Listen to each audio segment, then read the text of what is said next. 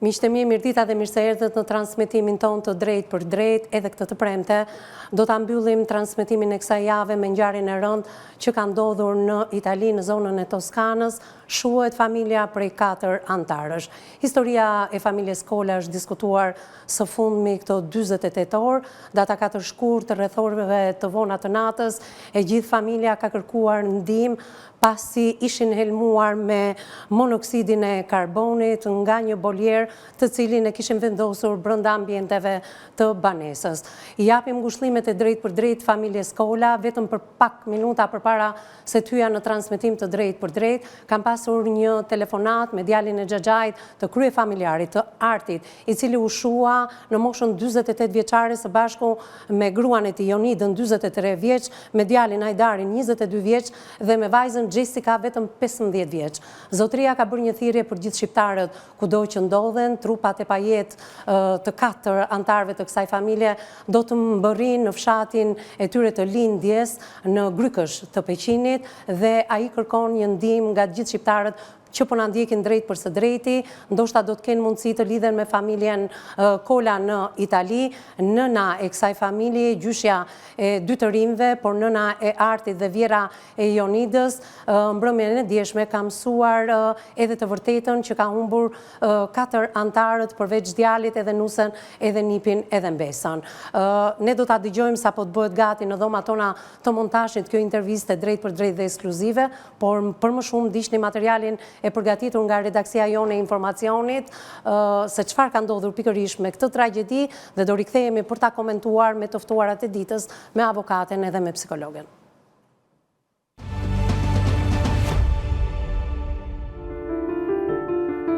Një gabim në adresë dhe një rrjedhje e padukshme monoksidi karbonit çuan në tragjedinë e rëndë që tronditi komunitetin e Porçarit pranë Luçës në Itali. 4 antarë të familjes shqiptare Kola u gjetën pa jetë në banesën e tyre, pasi u elmuan nga gazi që doli nga kaldaja e shtëpisë. Ishte pothuajse ora 20 së mërkurës ku në qendrën e emergjencës 112 të Toskanës mbërriti një telefonat e dëshpëruar. Motra ime është sëmur, nuk dim çfarë ka, tha 22 vjeçari Hajdar Kola.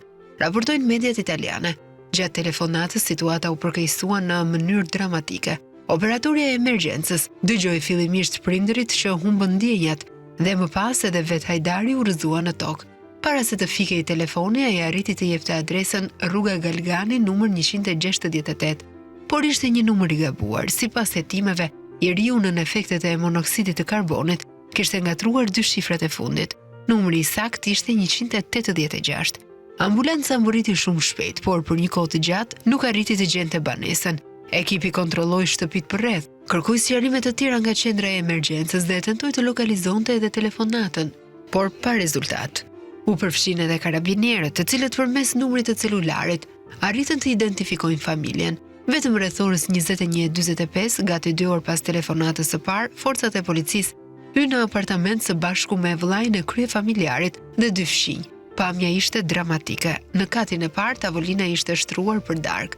Në katin e dytë, në dhomën e Jessicës, u gjetën trupat e pajeta antarëve të familjes.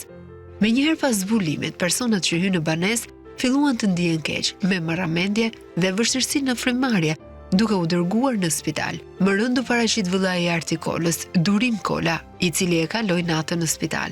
U përpoqa, por nuk munda t'i shpëtoja, tha ai mes lotësh pasi u kthye në shtëpi, ku 10 miq ishin mbledhur për t'i ngushëlluar. Familja Kola kishte rreth 5 vjet që jetonte në Itali. Pas një periudhe pune në Greqi, kryefamiljari kishte gjetur punë në Toskanë dhe ishte ribashkuar me familje në zonën e industrisë së letrës në Lucezia, ku jeton një komunitet i madh shqiptar. Arti punonte si bojaxhi, ndërsa Hajdari ishte elektroteknik. Prej vetëm 5 muajsh familja ishte zhvendosur në shtëpinë e re në rrugën Galgani, të cilën e kishin blerë së fundmi. Punimet e rikonstruksionit ende nuk ishin përfunduar. Prokuroria ka sekuestruar apartamentin dhe ka nisur hetimet. Ekspertët e zjarfikësve po hetojnë nëse defekti lidhet me montimin e bolierit, mirëmbajtjen apo sistemin e shkarkimit dhe nëse instalimi është kryer nga vetë familja apo nga teknik të jashtëm.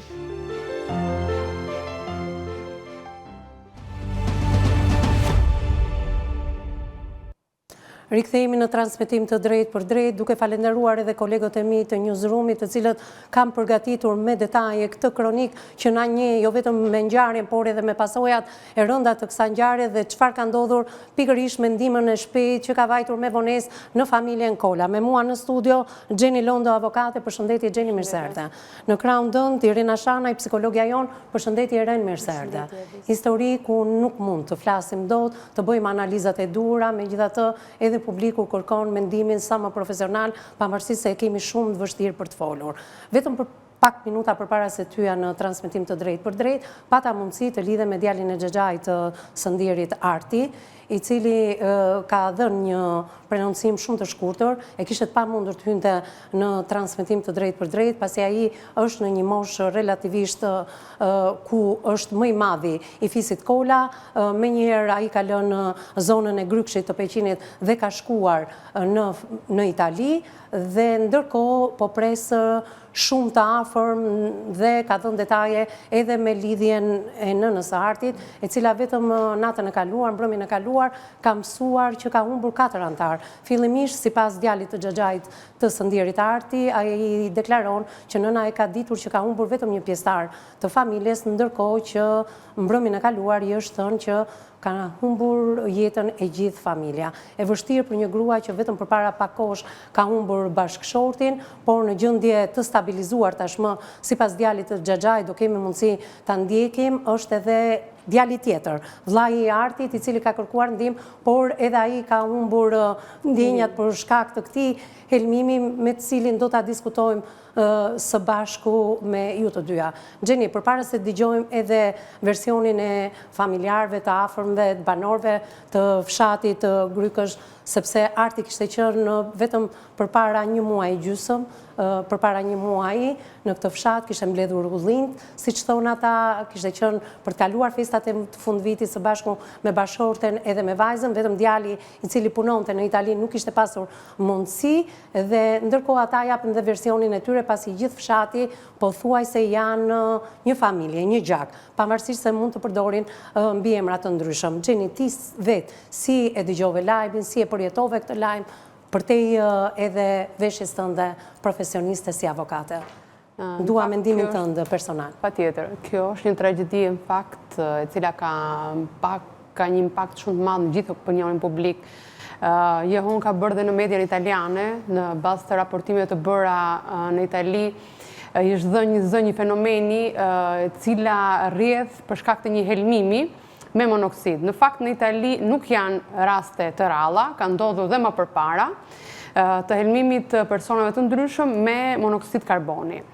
Normalisht ky është një lajm që na prek të gjithëve, ata janë shqiptar, janë persona të cilët kanë ndërtuar një jetë me gjithë problemeve në shtetin e huaj për një jetë më të mirë, për edukim, për formimin e fëmijëve të tyre, dhe njerëz të cilët prisnin dhe kishin ëndra për ditën tjetër, pra si të gjithë ne. Dhe u ndërpren në mes jetës tyre për shkak të një problematike që nuk mund të evitohej. Në bazë të gjithë raportimeve që bërë nga media italiane, në fakt ekziston një raport me të cilin është bërë një kontroll për sa i përket mirëmbajtjes së sistemit të kaldajave dhe të bolierit.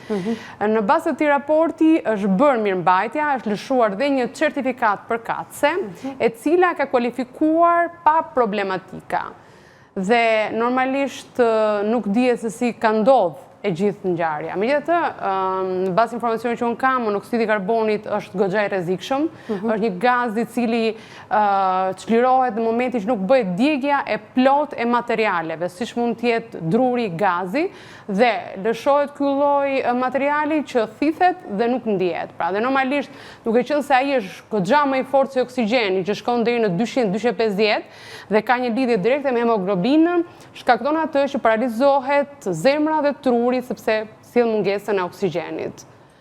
Kështu që është goxha e rrezikshëm dhe normalisht ishte edhe fatale, ekspozimi mbi një orë, mbi këtë gaz, normalisht fatale edhe për jetën e personave. Ky besoj se është edhe shkaku, mendoni ju, që familja nuk e ka ndjerë, vetëm e ka thithur, fillimisht ka qenë vajza, që ka vajtur në dhomën e saj dhe është ndjerkeq dhe më pas e gjithë familja, vllai, babai edhe nëna kanë shkuar për të kuptuar çfarë po ndodh me vajzën. Boleri ka qenë në katin e dytë, në dhomën e vajzës, eksaktësisht, dhe ka filluar të ndihet keq vajza, ka kontaktuar me të vllajën, pastaj janë ngjitur dhe prindrit dhe normalisht kanë pas probleme të para, marrje mend, gjendje të fikti dhe nuk kanë mundur të shpëtojnë motrën, sepse ne dim që ka një telefonate cila është bërë në momentet e fundit, para se djali të humte jetën për një ndihmë për motrën e tij, duke lajmëruar që nuk ishte mirë. Pra, mund të ketë qenë i vetmi personi i cili ka mbijetuar për momentin në gjitha të gjendje që kanë mësuar familjarët. Mirë, ky është një raportim i joti, Gjeni, që ke mundur të lexosh edhe nga mediat italiane, por që edhe mediat shqiptare janë referuar të gjitha këtyre detajeve që ti the. Më njoftojnë nga regjia që kam mbritur, në fakt edhe intervista që kam zhvilluar shumë pak minuta përpara se tyja në transmetimin e drejt për drejt, si që ju informova, pasi zotria në fjalë e kishte të pamundur daljen e tij live, por ne do ndjekim me vëmendje intervistën e tij. Ke diçka shumë të shkurtër përpara se ta dëgjojmë këtë intervistë që është shumë e dhimbshme në fakt?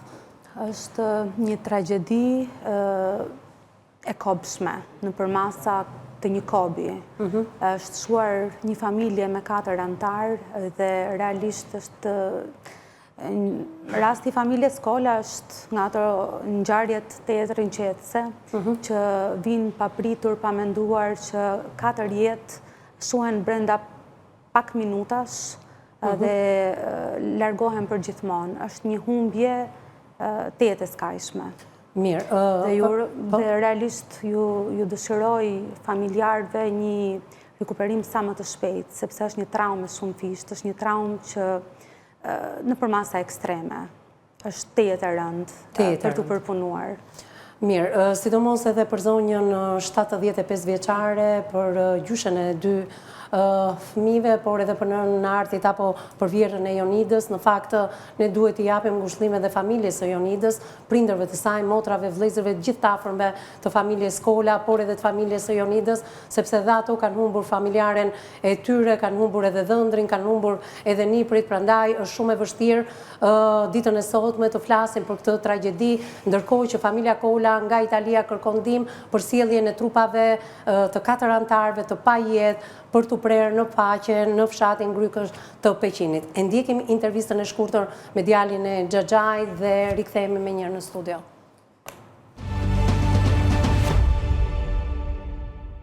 Si jeni?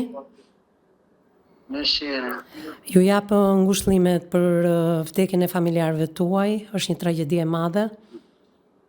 Faleminderit. Unë jam Evisa Meti, drejtuese e emisionit Me Zemër të Hapur në News 24. Faleminderit. Do doja të dija si është gjendja në familjen Kola. Po që gjena se që keni dy nga mediat në gjena të tjera, katastrofë, një minë mësat në shqiptarës. E kuptoj. Ju e mësuat si ka ndodhur tragjedia? Jo, nuk imi mësu gjësa si mime shumë e to, se unë nuk rrik të afër, e kam marrë ato dhe kemi pas njerës, hajde një kjede se nuk jem marrë me të gjana se këti. Kam të thonë në gazi, po... E kuptoj. Po kushëriri tjetër, që është në spital, si është gjendja e ti? Është më mirë. Është më mirë, keni mundur, keni komunikuar? Po, kemi pak, shumë më mirë është. Është më mirë. Po nëna, si është e familjes Kola? Pa nëna, qade jetë nëna si nëna.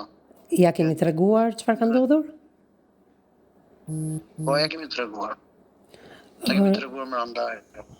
Si e priti këtë lajm në çfarë gjendje është? Po, që edhe prisë më gjej modra. Edhe prisë, që edhe prisë. Se e ditë vetëm për një, nuk e ditë për të kartë. E kuptoj shumë e rëndë. S'kam fjalë për ta përshkruar, por kështu si ka ndodhur ju, nuk keni asnjë detaj? Nuk kam asnjë informacion, nuk digja.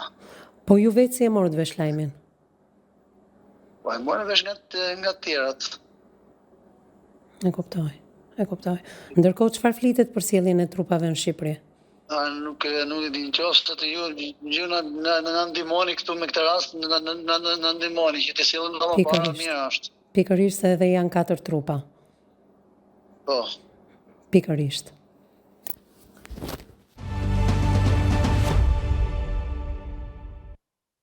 Në ndihmoni të sillim në trupat në Shqipëri, ishte fjala që djali Xhaxhait së Ndjerit Arti Kola, që humbi jetën së bashku me bashortën dhe 2 fëmijët e tij mbrëmjen e të mërkurës nga helmimi me 4 shkurt, nga helmimi i monoksidit të karbonit, bën thirrje për gjithë shqiptarët. Pas pak regjia do të nxjerrë edhe numrin e telefonit që mund të kontaktoni live për gjatë gjithë transmetimit, por edhe pas transmetimit të emisionit me zemër të hapur, mund të kontaktoni në numrin e telefonit 069 20 37 000, ndërkohë edhe gjithë shqiptarëve në Toskana, por edhe komunitetit të shqiptarëve në Itali, të cilët mund ta kontaktojnë shumë mirë familjen Kola dhe mund të kontribojnë sado pak për sjelljen e trupave të 4 antarëve të kësaj familje, e cila u shua mbrëmjen e së mërkurës, ka kërkuar ndihmë, por që autoambulanca ka shkuar me vonesë, pasi ndoshta djali i familjes që kërkoi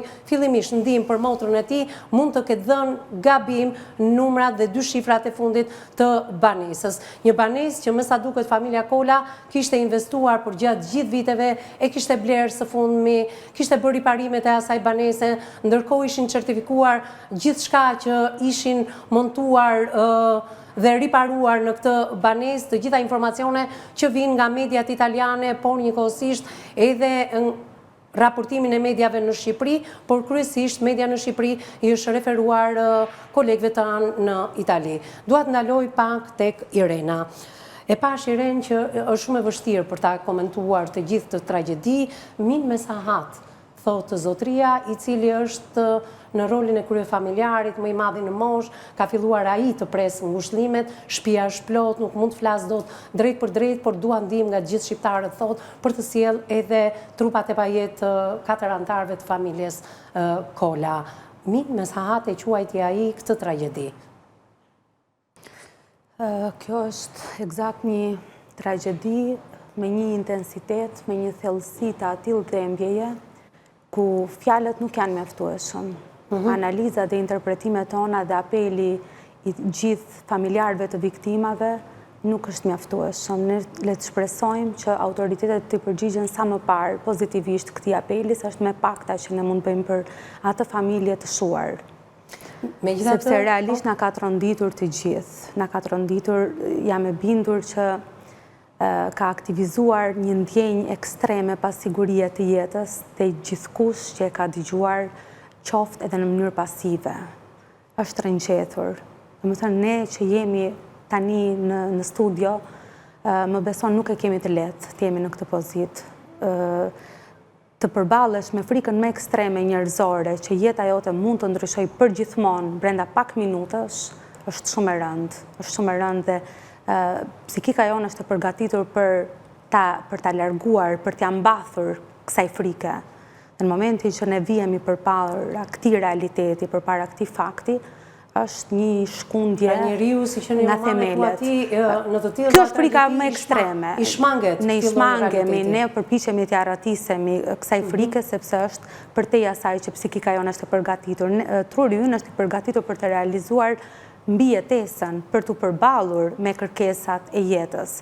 Në momentin që gjithçka bëhet e pasigur, gjithçka mund të zhbëhet nga momenti në moment, pra është një familje që është investuar ndershmërisht në një shtet të huaj. Është një familje që me një kosto tejet të lartë përshtatjeje, me një kosto tejet të lartë financiare, etj. Pra, përsimet e jetës, si kishin investuar në këtë banesë. Me edukimin e fëmijëve, duke bërë më të mirën për të prindëruar sa më mirë, duke bërë më të mirën për të ndihmuar të afërmit e tyre, për të kontribuar për vendin e tyre me të ardhurat që sillnin në vendin e tyre, kështu që është një kob i madh, realisht, përtej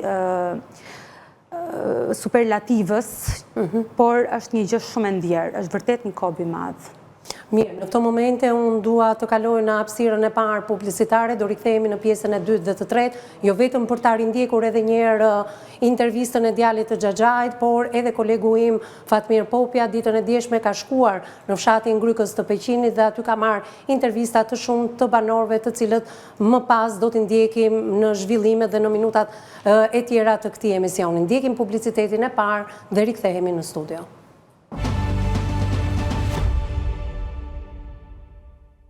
Rikthehemi në transmetim të drejt për drejt, jam duke kontaktuar në këto momente me zotin Dalip Kola, me djalin e Xhaxhait, që patët mundësi të ndiqni një material të shkurtër dhe një bisedë që unë kam bërë pak minuta përpara se tyja në transmetim të drejt për drejt, pasi kryer redaktoria e emisionit me zemër të hapur Ani Lakmataj më njofton që kanë mbritur telefonatat e para të gjitha atyre që po na ndjekin drejt për së drejti. Kjo është fuqia edhe i televizionit News 24, të gjithë shqiptarët duan të kontribojnë si brenda dhe jashtë Shqipërisë, kryesisht shqiptarët e Italisë, dhe kërkojnë një kontakt të kësaj familje ose një numër llogarie ku të dërgojnë kontributet e tyre. Ndërkohë jemi lidhur drejt për drejt me zotin Florent Sinani, kryeplaku i fshatit Grykësh në Peqin, por njëkohësisht edhe familjar i familjes Kola. Përshëndetje, zoti Florenc. Përshëndetje. Në radhë parë dhe juve ju jap ngushëllime për humbjen e familjes Kola, një tragjedi që me sa duket na ka tronditur të gjithëve, po kryesisht ju që keni njohur Artin, familjen e tij të mrekullueshme, por që jeni edhe të së njëjtës familje, apo jo? Ju jap ngushëllime. Faleminderit, jemi kushëri i afërt këtu në familjen Kola. Për ne ka qenë familja, shumë familje mirë, shumë familje rregull. Çfarë do flasim ne për atë familje? Zoti Florenc, ju si e mësuat lajmin? Ne mësuam lajmin dje në orën 9 të mëngjesit. Po. Ishim në punë, me mori djalin telefon nga Italia që ka ndodhur një tragjedi në Itali, në familjen Kola. Po. Edhe çfarë do flasim, na ka ardhur jashtëzakonisht shumë keq për atë familje. Zoti Florenc, kur ishte takimi i fundit me Artin, me bashorten Jonidën dhe me vajzën? Takimi i fundit ishte për vitri. Altini e ka, po Arti tonë ka qenë për vitri me nanën, nusën dhe vajzën. Po. Kemi taku, kemi pi një kafe një ditë me ta. Po. Erdhi Masonaj, kaloi 5 në vitin të ri dhe Masonaj u largua në drejtimin e vet. Mban mend teksa keni konsumuar edhe të kafen dhe keni pasur mundësi të flisni, kush ishin bisedat e familjes Kola me ju? Si? Çfarë diskutuat në ato biseda? Çfarë mban mend nga bisedat e fundit? Çfarë diskutuam? Si e kaloni, si jeni me punë, çfarë bani, këtë gjëra, asgjë tjetër. A ju kishte treguar që kishte bler një banesë të cilën e kishte rregulluar? Për momentin jo, ne pyetëm unë personalisht që piva kafe me ta, thash si pa kaloni me punë, mirë jeni, fëmijët, jemi mirë, jemi të sistemuar, jemi në punë, e kaloj mirë, vajzën në shkollë. Po. Ka që gja. Ndërkohë, do doja të dija pak edhe për nënën, e cila prej sa kohësh e kishte humbur bashortin, babajin Arti? Me saktësi nuk të them dot, por ka 20 vjet po, me tepër që ka humbur bashortin. Po ka qenë një nënë e mrekullueshme. I ka rrit ata fëmijë me shumë mundim ajo plaka, ajo nën. Sa fëmijë ka zonja? Ajo ka 2 djemë dhe një vajzë. 2 djemë dhe një vajzë. Po. Ndërkohë, keni informacione, sepse unë sapo u lidha me zotin Dalip në Itali dhe tha që gjendja e vllajt Altit është pak më stabilizuar.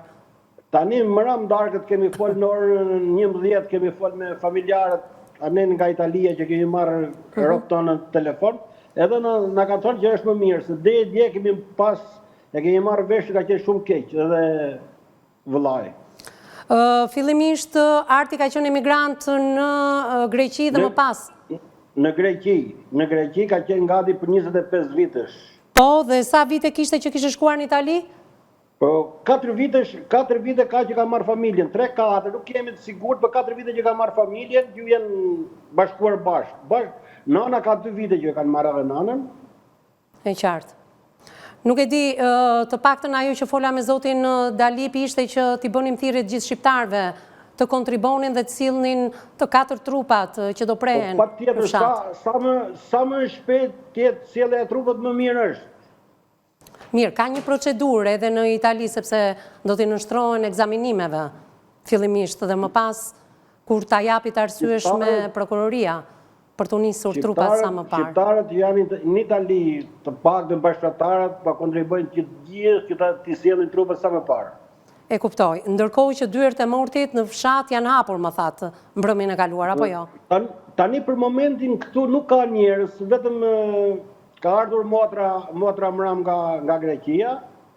Ke pasur mundësi të flasësh me motrën? Xhaxha i Artit që ka sot e ka hap derën, tani në orën 12, janë hapur dyert. Janë hapur dyert. Po. Me motrën e Artit të ndjerë, ke mundur të flasësh? Jo, nuk e ke takuar. Nuk flasim dot. Me të thonë të vërtetë nuk flasim dot. Është shumë e rëndë. Rënduar. Mirë, zoti Florencë, unë të falenderoj që ishe drejt për së drejti në News 24. Faleminderit. Faleminderit. Faleminderit ju përshëndes duke ju dhënë ngushëllimet e drejt për drejta, por njëkohësisht t'i bëjmë thirrje së bashku edhe gjithë audiencës që po na ndjek, ju e dëgjuat në fakt zotin Dalip Kola, i cili foli drejt për së drejti nga Italia, kërkon ndihmën e gjithë shqiptarëve për të sjellë trupat e pajet të 4 antarëve të familjes Kola. Ndërkohë, nuk e di, Irina, si të duk komunikimi i djalit të Xhaxhait, një thirrje dëshpëruese për sjellë ato 4 trupa, ndoshta për t'ju gjendur shqiptarëve, por njëkohësisht edhe të zotit Florenci, i cili është edhe i afër, por edhe kryeplaku i fshatit. Një familje model. Dhe ne shqiptarët nuk e kemi luksin për të humbur familje të tilla modele, duke qenë se kemi probleme të shumta shoqërore, por edhe të bërthamës shoqërisë që është familja. Me drejt. E vetmja gjë pozitive, i vetmi sinjal i mirë në gjithë këtë ngjarje është shembulli i bukur i solidaritetit që shqiptarët po japin për këtë ngjarje. Sigurisht është një detyrim dhe një përgjegjësi së pari e autoriteteve që ta kryejnë dhe t'i sjellin trupat në vendin e tyre, le të prehen në paqe pra njëri tjetrit, ashtu si që ishin atje në gjithë sfidat edhe sprovat e emigracionit edhe të përshtatjes dhe të mirëritjes së fëmijëve, ngushëllime të jetë sinqerta për familjarët dhe veçanërisht për ato nënat e mira që do t'ju lëngoj gjatë shpirti, sepse është një tronditje e përmasave të jashtëzakonshme, është një lëngat e pashlyeshme dhe kërkon një mbështetje të jashtëzakonshme, psikologjike. Gjëja që më nxiti keqardhje në të gjithë narrativën e zotërisë ishte pafuqia për të verbalizuar dhembjen, pra nuk dinte si të ngushëllonte motrën që kishte humbur 4 jetë të familjarëve të saj. Dhe kjo është për të ardhur keq, sepse kemi një edukim emocional kaq të varfër që mua në çdo rast që më jepet në këtë emision, më duhet ta cilësoj edhe ta nënvizoj. Ne duhet të punojmë me veten që ta shprehim dhembjen. Nëse duam të shërohemi, është një traumë e jashtëzakonshme që lëgjurëm edhe tek ne që jemi një audiencë. Jo më tek familjarët që kanë humbur njerëzit e tyre më të dashur, njerëzit e zemrës. Si trajtohen traumat të tilla? Shërimi e visë sigurisht që kërkon... Trauma të shoqëron gjatë gjithë jetës, por një lloj përmirësimi duhet ketë. Po si trajtohen nga ana juaj? Procesi psikologjik i zis, procesi psikologjik i pikëllimit dhe përpunimi i zis në vetvete është një proces të jetë ndërlikuar dhe një proces që nuk është linear, pra nuk shkon në vit të drejtë, sepse kalon në disa stade që i kemi përmendur edhe më parë, që do të thotë fillimisht ndodh ai shoku të jetë i fortë psikologjik dhe emocional. Ndodh ajo mpirja e jashtëzakonshme emocionale, njeriu nuk e kupton, fillon me një ndjenjë mos realiteti, pra nuk mendojnë që jo, kjo nuk ka mundësi, nuk ka se si të ketë ndodhur, që këta nuk janë më në jetë, nuk frymojnë më, nuk do jenë më. Sa si atë ky procesi i mosbesimit që ata nuk jetojnë? Eksakt, jo më kot e para thash, që zia dhe të gjitha etapat, të gjitha fazat e përpunimit të zis, kanë një ritëm të jetë individual.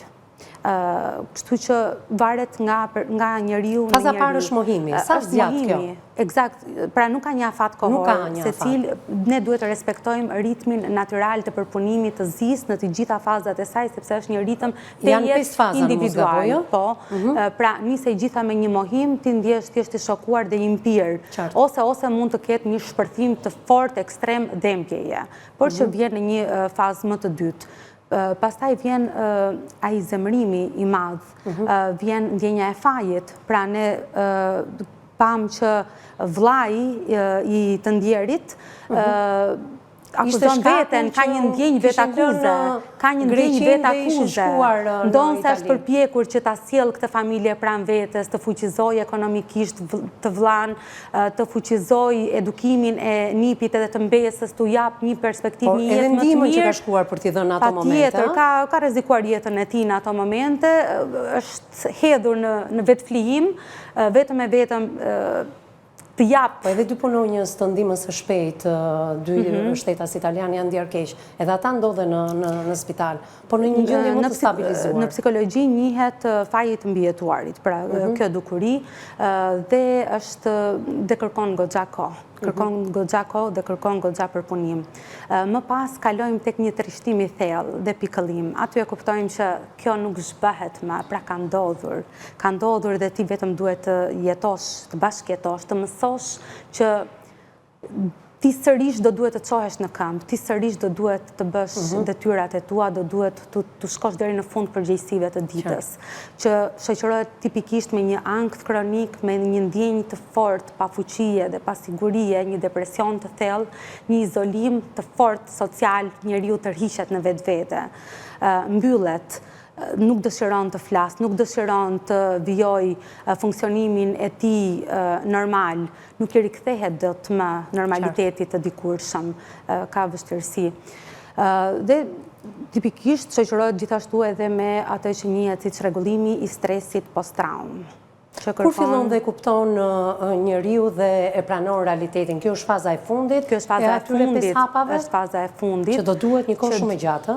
Kërkon një kohë të gjatë, ama me mbështetjen e duhur të familjarëve, më së pari të gjithë komunitetit, me mbështetjen e duhur të profesionistëve, me mbi të gjitha aftësinë dhe të shprehëse me qasjen pozitive për të përpunuar emocionin, me qasjen pozitive për të vetëshëruar, për të përpunuar dhembjen, vuajtjen, lëngatën e shpirtit njerëzor, bëhet, është e bëshme, është e mundshme, prandaj është një apel si për zotrin që bashkëpunojmë ne dhe e falenderojmë dhe gjithashtu i dëshirojmë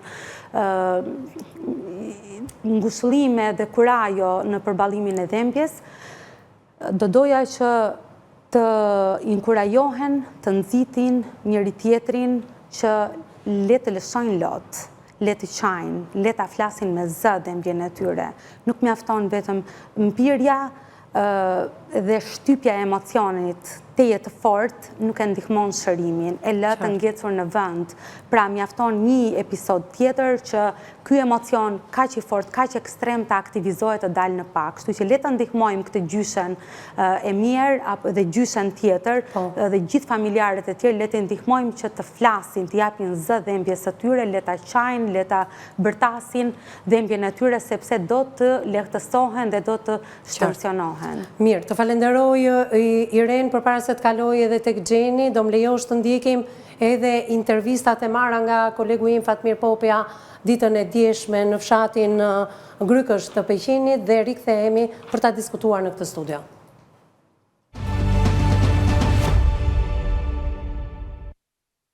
Me të shëkuar nga këtë tragedi që ka nërë fshatin tonë dhe jemi nuk gjenë do të fjalë që të shprehemi. Ka qenë një familje e mrekullueshme, një familje shkëlqyer, gjithmonë duke pa punën e vetë, në sajt e migrimit emigru në Itali, edhe sa të humbën jetën në mënyrë tragjike. Si u morë vesh lajmi? Me morë në përmes medjave. Në përmet medjave, në një mëngjes, pa medjet, kanë medjet, u interesu, ishte e vërtet. Edhe jemi shumë të rënditër, nuk gjenë do të fjalë si të shpreja. Kur janë larguar në emigrim?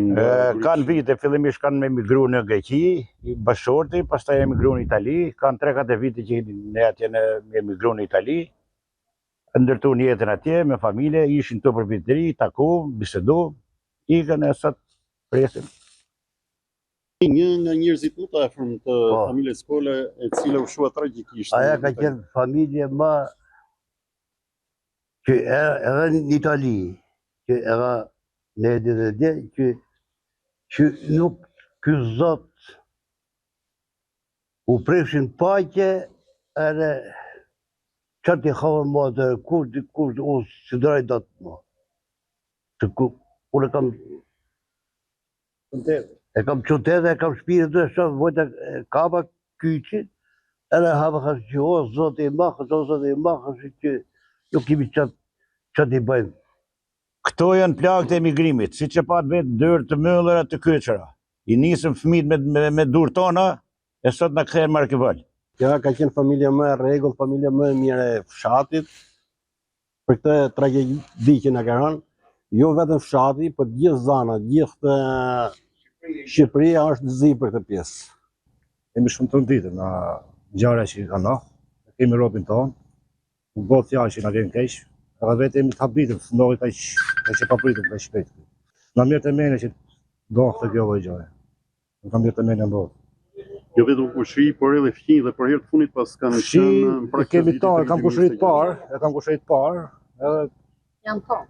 Jemi tonë, e kupton, nuk bëhet fjalë. Motra vllis. Motrat, mama ime me nona e tij janë motra, e kupton. Jo. Përveç ngushëllimit nuk e asnjë lloj reagimi tjetër më. Çfarë viti janë larguar në emigracion? Po kanë ato. Kanë 3 vjet, 4 vjet nuk e di gjë tillë, se s'pi më mend se kur vet janë. Kanë qenë shumë familje mirë. Një jetë të tërë e kaluar me sakrifica në emigracion. Më herë në Greqi, më pas në Itali. Shumë të vujtur. Na ka ardhur shumë keq për atë familje. Shumë keq, edhe për atë nan, se si ka rritë të shkreta. Vetëm i rriti.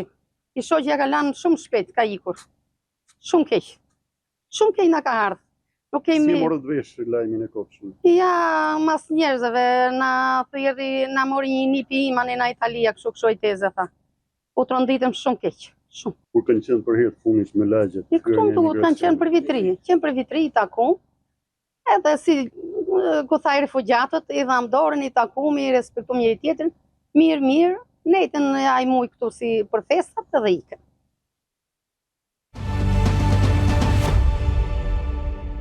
Rikthehemi në transmetim të drejt për drejt në pjesën e tretë dhe të fundit. Dëgjoj nga regjia që kam shumë telefonata të cilët duan në fakt të kontribuojnë për familjen Kola, por dua të tërheq vëmendjen dhe tek ato telefonata të cilat kanë gjetur momentin e gabuar për të telefonuar dhe ndoshta në këtë lloj tragjedie në vend të solidarizohen mund të bëjnë gjithçka që është e mundur, prandaj ju lutem le të kemi këtë dhimbje të gjithë së bashku, nëse nuk mund të jeni dot në krah të kësaj familje, ju lutem mos telefononi dhe mos e zini numrin e telefonit me gjëra të cilat nuk i përkasin transmetimit të sotëm dhe duhet në fakt të tërheq vëmendjen dhe të mos i lëm këto telefonata të shkojnë dëm. Sapo jam lidhur në fakt me familjen Kola, me zotin Dalip Kola, djalin e Xhaxhait, i cili ka hapur dyert e mortit në Itali, është i pari dhe kryesori në këtë familje dhe na ka dërguar numrin e IBAN-it që do ta shfaqi kryeredaktoria e emisionit Me Zemër të Hapur, Anila Akmata. Në këto momente, ky është numri i IBAN-it që të gjithë shqiptarët brenda dhe jashtë Shqipërisë mund të kontribuojnë sa do pak për të sjell trupat e 4 antarëve të familjes Kola. Faleminderit për gjitha telefonatat serioze që keni pasur, për gjithë ju që na keni shkruar, janë të pashumta ditën e sotme. Shpresoj të kontribuojmë sa do pak në transmetimin tonë të drejt për drejt. Gjeni, ti ke shumë informacione në lidhje me media dhe raportimin e mediave italiane. Ato kanë bërë një përshkrim të ngjarjes, por edhe në kronikën e kolegëve të mi të redaksisë informacionit ne ndoqëm një kronik të detajuar në bazë të gjitha informacioneve të këtyre mediave, por ju do përshkruani pak edhe dinamikën e ngjarjes dhe çfarë do ndodhi me ekzaminimin e këtyre 4 trupave. Fillimisht është ndier vajza 15 vjeç e keq, flitet që Bolieri ka qenë pikërisht në katin e dytë, aty ku ishte edhe dhoma e vajzës, kanë vajtur antarët e tjerë të familjes, vllai, motra, vllai, nëna dhe babai tek motra, ndërkohë që edhe tryeza e darkës ishte pa konsumuar për shkak se vajza 15 vjeçare ishte ndier në fakt keq. Djali ka telefonuar urgjencën dhe i ka thënë jam në rrugën Galgani, jo 186, por ka ndryshuar dy numrat e fundit 168. Dhe ne nuk e dim në qoftë se kjo është e vërteta apo jo. Por si është e vërteta sipas teje? Atëre, ngjarjes në fakt tragjedisë që ndodhi shqiptarëve është parashkruar dhe në median italiane. Pra ata i kanë bërë një shkrim, sidomos mediat prestigjioze si Corriere della Sera, të cilët i kanë dhënë dhe një shpjegim më të hollësishëm për sa i përket rastit. Atëre, në momentin e përshkrimit të tragjedisë familjes Kola, mendohet që është bërë një telefonat nga djali. Kjo telefonat ka vajtur drejt të ketë shërbimet e urgjencës mjekësore, por duke qenë në prezencën e monoksidit karbonit, ai nuk ka qenë i kthjellët dhe ka ngatruar një numër sipas atyre që është referuar dhe në mediat italiane. Pra, mendohet që e njëjta tragjedi ka ndodhur më përpara po në të njëjtën zonë, në një familje tjetër. Në vitin 1992? Po, në vitin 1992. Por raste të tilla në Itali nuk është se po ndodhin radhë, dhe më përpara në Torino ishte një rast një familje afgane që ata fatmirësisht shpëtuan, pjesa më e madhe dhe vetëm kur familjari psoi vdekje nga monoksidi, nga njëjti problem. Përsa i përket zonës, është një zonë e vogël në fakt dhe një nga 3 të këtyre numrave mendoj që urgjenca duhet kishte arritur më përpara. Kjo rruga Galgani sa i gjatë mund të jetë? Në një provincë aq të vogël. Është një provincë goxha e vogël, vendi ku ata jetonin, dhe mendohet që mund të përshkruhet shumë lehtë për të gjurmuar familjen e cila kishte kërkuar ndihmë. Në fakt, në momenti që nuk është bërë gjumimi i familjes, është kërkuar ndihma e karabinierit, policisë italiane, e cila ka gjurmuar telefonatën, ka gjetur shtëpinë të cilën është bërë kjo telefonat, kanë hyrë në shtëpi, 2 prej karabinierëve ka pësuar një lloj helmimi nga gazi, por fatmirësisht ata janë mirë, dhe mbas kësaj policia është tërhequr dhe është thirrur shërbimi Zjarfix. Zjarfixi kanë qenë ata të cilët kanë bërë ndërhyrjen duke çarë xhama, dyer të ndryshme dhe kanë deportuar brenda në shtëpi. Pra ndihma e fundit është dhënë nga Zjarfixi, të cilët kanë bërë dhe prononcimin e parë mediatik të gjendjes së familjes dhe të gjithë ndodhisë e cila ka ndodhur për shkak të këtij helmimi. Pra, ka qenë gjithë struktura e përfshirë, por ishte pamundur deportimi dhe më përpara për shkak të prezencës së lartë të helmit, e cila, siç e thamë më përpara, ka lënë edhe persona të tjerë të lënduar, siç ishte dhe vllai, i cili kishte ndërhyrë, edhe 2 punonjës e policisë, i cili ka ndërhyrë për të shpëtuar, por në fakt ai vetë është lënduar dhe normalisht është në gjendje spitalore. Zoti Durim është jashtë rrezikut për jetën dhe është përmirësuar sipas djalit të Xhaxhait, zoti Dalip. Në fakt po, sepse ky lloj helmi në fakt lë një shenjë cila do kohë të rikuperohet, sepse vetëm ndodhia që ndërprit oksigjeni dhe hyn minoksidi i karbonit shkakton problematika dhe më afatgjata dhe duhet pak rikuperim. E njëjta gjë ndodh për vllain dhe më pas dhe për karabinjerit. Efektet anësore. Tërime këmbjes së Efekti anësor është fakti që duke qenë se ka prezencë të monoksidit në trup, është blokuar për momentin oksigenin. I cili kalon me njëherë në gjak. A i kalon, atëre, ka një lidhje të ngushtë midis monoksidit karbonit dhe hemoglobinës. Si shtarë më përpara, në momentin që deporton në trup, ai ka një fuqi më të madhe se oksigjeni, që shkon 200 dhe 250. Dhe deporton direkte në zemër dhe në tru, duke në atë moment duke blokohet oksigjeni dhe kryohen gjithashtu disa vatra të monoksidit, që cilat duan terapi të posaçme për pastrimin dhe rekuperimin e kësaj gjendje. Pra, edhe rrjedhja e monoksidit të karbonit në rastin konkret, duke qenë se kjo familje u shua për pak minuta, për pak kohë, do të thotë që ka qenë e një sasi shumë të madhe. Pa diskutim, sepse vetë ekspozimi dhe fakti që djali ka kërkuar ndihmë do të thotë që kanë qenë më pak se një orë, se në qoftë se ti ke disa sekuenca të ekspozimit 30 dhe në 35, kalojnë lloj gjendje përgjumje marrë mend, do thotë që ka qenë më pak se një orë prezenca e monoksidit derisa i ka arritur të kërkojë Kola kishte prej 5 muaj që i kishte blerë këtë banesë dhe kishte bërë riparimet e dhura, por vetëm përpara pak kohësh ishin bërë dhe certifikimet e gazit. Po, atëherë në Itali është institucioni përkat si cili bën verifikime mbi mbarvajtjen, manutencione, i quhen ata, dhe ka një normative e cila duhet të përmbushet, është 3708, e cila ka të bëj me mirëmbajtjen e rrjetit përsa i përket gazit dhe përsa i përket debulierave, sepse ata ka Italia përdor shumë gazin për ngroje, dhe gjithashtu dhe për buliera, dhe është vendi më i madh evropian që konsumon gaz për ngroje, sepse pjesën tjetër të Europës e kanë për industri, këta e kanë vetëm për gazin. Dhe duke qenë se rrezikshmëria dhe rastet përsëritën përpara kanë ndodhur në tragjedi, kanë krijuar një repart të mirëfillt i cili bën certifikime dhe testimet periodike të këtyre mjeteve. Dhe besoj se për rastin e familjes Kola do ketë një hetim të mirëfillt. Po, është bërë certifikimi. Pra, nuk kemi një certifikim dhe një konstatim, apo ka ndodhur një defekt gjatë rrugës? Atëherë, në bazë të certifikimeve kush ishin dyshimet? Dyshimet e para ka qenë që ka pas një rrjedhje. Një rrjedhje e cila mund të jetë një problematik e momentit. Zakonisht të bolierat vjen jashtë banesave. Si ka mundësi që është certifikuar një bolier i cili është brenda banesës? Atëherë, ky certifikim në fakt është bërë për një bolier në katin e dytë të shtëpisë. Dhe ne nuk e dim nëse në katin e dytë ka qenë jashtë apo brenda. Pra, nuk e dim këtë gjë. Nuk është informacion që ne kemi. Unë këtë informacion nuk e kam. Di vetëm që ka pas një raport të certifikuar, i cili është bërë nga institucione shtetërore italiane për sa i përket konstatimit të gjendjes kaldajës së ngrohjes dhe të bulierave.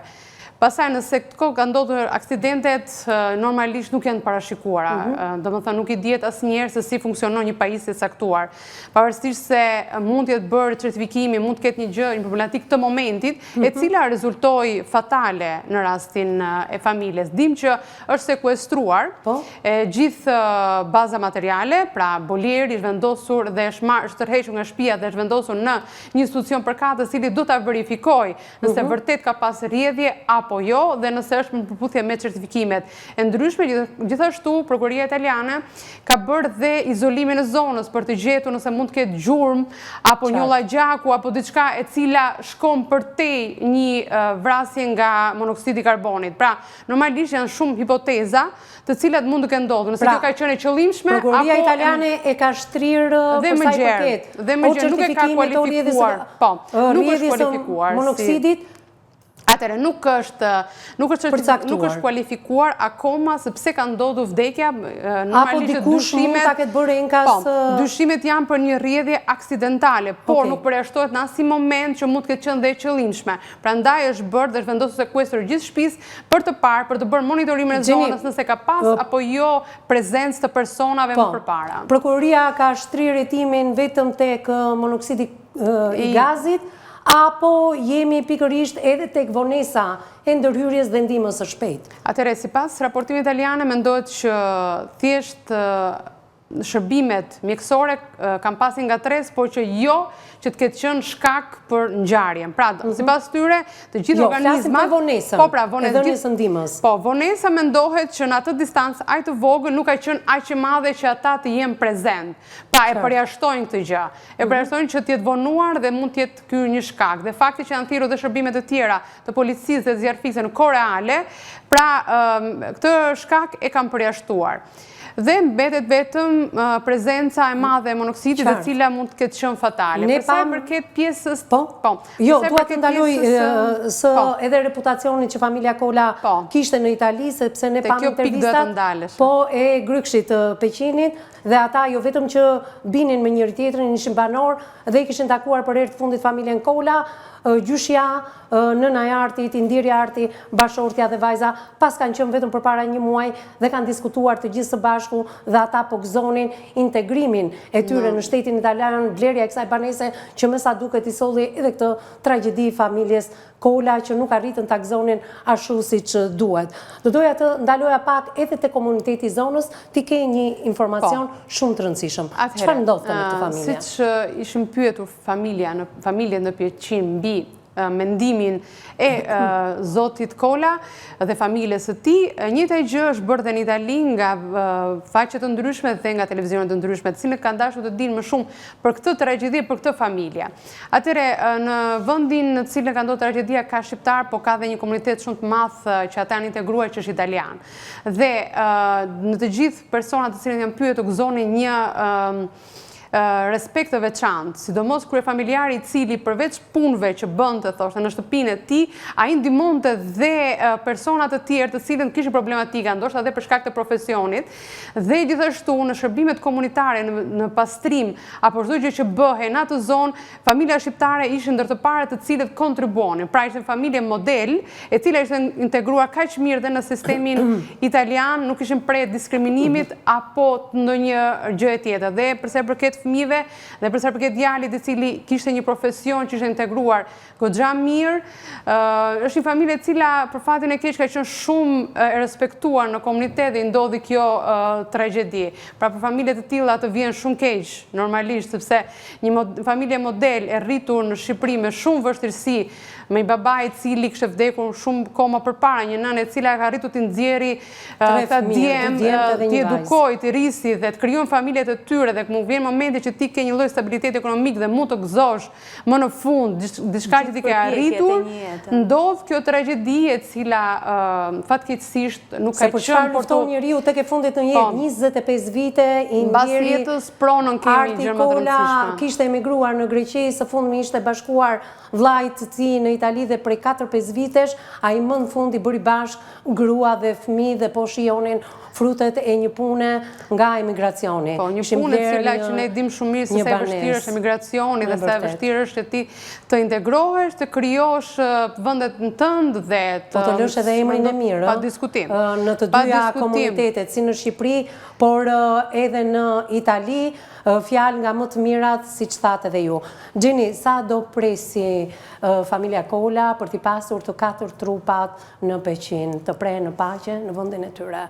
Atëre, në bazë të procedura normalisht do bëhen ekzaminime më të hollësishme, dihet që trupat janë vendosur në repartin italian i cili bën ekspertime të tilla. Normalisht prezenca madhe e monoksidit besoj që nuk është se do të lëri vend për shumë informacione të mëtejshme, besoj që brenda një harku të një jave ata kanë detyrimin për të nxjerrë një shkak për sa i përket vdekjes së personave dhe pastaj për sjelljen e trupave në Shqipëri. Duke qenë se kjo ka qenë dëshira dhe familjarëve që ata duhet prehen në vendin e lindjes. Faleminderit Gjeni për çdo informacion dhe për komentet e tua të vlefshme. Përpara se të falenderoj Ren, ke diçka të fundit për të shtuar? Kam një thirrje për ndërgjegjësim për gjithë familjarët e të ndjerëve dhe për të afërmit e tyre. Do doja që të trokisni në dyert e psikologëve dhe tek profesionistët e shëndetit mendor, sepse në një situatë, në një ngjarje të tillë tragjike, ndihma psikologjike, mbështetja psikologjike nuk është më një luks, por është jetike. Përballja me pasojat mund të jetë goxha e vështirë, ama duhet bërë një punë e jashtëzakonshme që të mos jenë afatgjata, sepse dhimbja nuk mund të lihet që të përjetohet në heshtje. Dhimbja na është thënë Mos ta shikojmë dhimbjen si luks, edhe vajtjen tek psikologu si luks. Na është thënë, na është induktuar ky besimi që dhimbja kalon me kohën, që në të vërtetë është një besim i pavërtet, përkeqëson dhimbjen. Është një besim plotësisht i pavërtet, i parsyetuar, sepse dhimbja kalon vetëm me përpunimin e duhur, që mund të bëhet vetëm me shumë profesionalizëm dhe me shumë mbështetje. Faleminderit Irene edhe për këshillën tënde të fundit, që shpresoj që familja që po na ndjek drejt për së drejti ti marri parasysh ato çfarë tha edhe avokatja, por edhe psikologja jon. Ju falenderoj të dyjave, përpara se të falenderoj dhe të gjithë ata që kanë telefonuar, kanë kontribuar, do vazhdojnë të kontribojnë. I urojmë një shërim sa më të shpejt edhe zotit Durim Kola, djali tjetër të familjes Kola, le të prehen në paqe, Arti, Jonida, Hajdari dhe Jessica. Këtu e mbyllim transmetimin e drejt për drejt. Mos harroni se kur unë të jap edhe përshëndetjen e fundit për t'u ritakuar në fillim të javës tjetër, ju do ndiqni në fund të këtij emisioni edhe një herë atë çfarë tha djali i Xhaxhait të familjes zotit Dalip Kola për emisionin Me zemër të hapur. Mos harroni ta klikoni, por edhe në faqet tona si në Instagram, në Facebook, në Balkan Web, ju mundet të keni edhe numrin e IBAN-it dhe llogarinë bankare ku mund të kontriboni dhe trupat e pajet të këtyre 4 ëngjëve të prehen në paqe. Bashkë takohemi javën që vjen, duke ju uruar një fundjavë sa më të këndshme, pa strese, pa probleme. Ndjekim intervistën. Si jeni? Ju jap ngushëllimet për vdekjen e familjarëve tuaj, është një tragjedi e madhe. Faleminderit. Unë jam Evisa Meti, drejtuesja e emisionit Me zemër të hapur në News 24. Faleminderit. Do doja të dija si është gjendja në familjen Kola. Po që gjena se që keni gjuka ka media në gjena të tjera, katastrofë, një mirë mesatë në shqiptarët. E kuptoj. Ju e mësuat si ka ndodhur tragjedia? Jo, nuk imi mësu gjësa simive shumë e to, se unë nuk rri këtu afër, kam marrë atu edhe kemi pas njerës, hajde një kje dhe se nuk jem marrë me të gjana se këti. Kam të thonë në gazi, po... E kuptoj. Po kushëriri tjetër që është në spital, si është gjendja e tij? Është më mirë. Është më mirë, keni mundur, keni komunikuar? Po, kemi pak, shumë më mirë është. Është më mirë. Po, nëna, si është e familjes Kola? Po, na, qa dhe jetë nana si nana. Ja keni treguar çfarë ka ndodhur? Po, ja kemi treguar. Ne kemi treguar më randaj. Si e priti këtë lajm në çfarë gjendje është? Po, që edhe prisë të më gjej modra. Edhe prisë, që edhe prisë. Se e dite vetëm për një, nuk e dite për të kartë. E kuptoj shumë e rëndë. S'kam fjalë për ta përshkruar, por kështu si ka ndodhur ju, nuk keni asnjë detaj? Nuk kam asnjë informacion, nuk digja. Po ju vetë si e morët vesh lajmin? Po e morën vesh nga tjerat. E kuptoj. Ndërkohë çfarë flitet për sjelljen e trupave në Shqipëri? Nuk e di në qoftë të ju në ndihmoni këtu me këtë rast, në ndihmoni që të sjellën më para mirë është. Pikërisht se edhe janë 4 trupa. Po. Pikërisht.